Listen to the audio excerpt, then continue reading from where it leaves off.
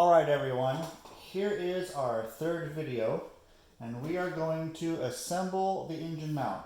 So the first thing it has us do is some measuring.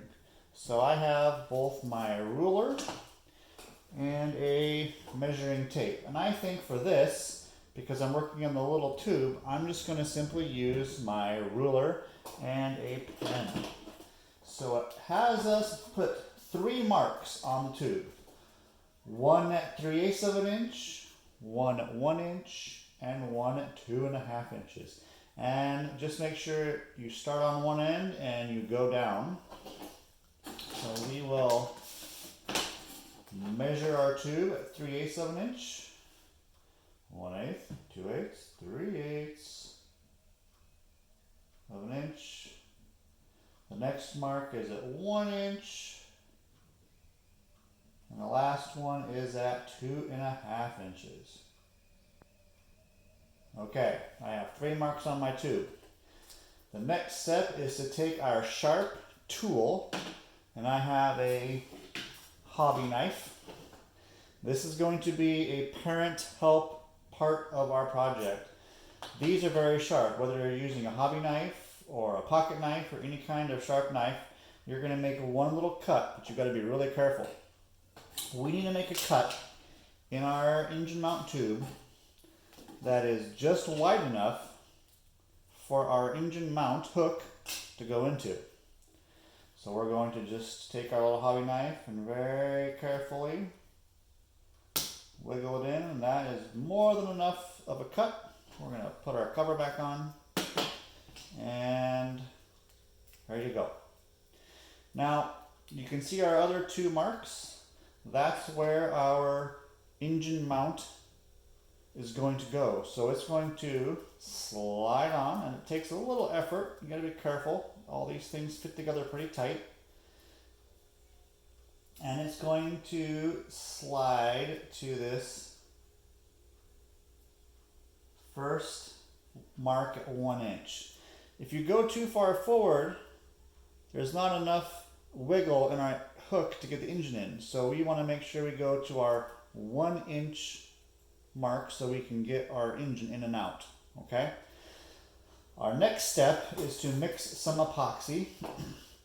This is the fun part, and this is again where you're going to want an adult or an older brother to help you, older brother or sister. Take some cardboard, and we're going to take our little bottle of 5-minute epoxy. This is in 2 parts.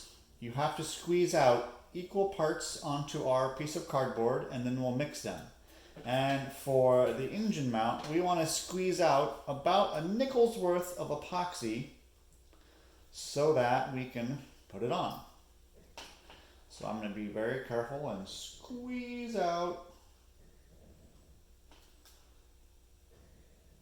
Come on, Mr. Brennan, squeeze it out. There it comes. Squeeze out about a nickel's worth, maybe just a little less. I'll call that good. And it's messy, make sure you have a good working area. And we're going to take our stirring stick and we are going to stir this together. And as you stir it, it'll turn a bit of a different color from the clear. It'll dry clear, but it turns a different color while you mix it. Mixing it's kind of satisfying. Alright. So remember, we're going to slide this up to our 1 inch mark after we put some epoxy on. So we're going to take our stirring stick, a little bit on the end, and we're just going to wipe it on where that green piece is going to go, all the way around. And I probably could have used a lot less epoxy. That's okay. It's good stuff. We're going to slide that forward to the 1 inch mark. Now, you've got lots of epoxy on there. If we left that there, we would not be able to get it onto our tube once it dries. So take your stirring stick and make sure you wipe that epoxy off. We don't want epoxy on our little green part, otherwise it won't fit. Now I'm going to simply just let it sit here and dry. This is 5-minute epoxy. In about 5 minutes, it's going to start getting harder, and in about a half an hour, it'll be ready for us to go on to the next step. So for right now, we're going to leave that there, and we'll come back later.